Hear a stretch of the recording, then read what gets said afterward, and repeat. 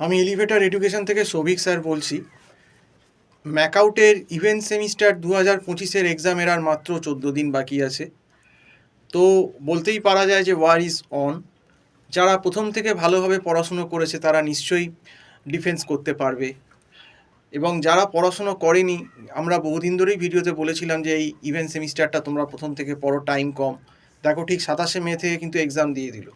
আর যারা পড়োনি তাদের এখন ভগবান ভরসা, দেখো তোমাদের কি হয়।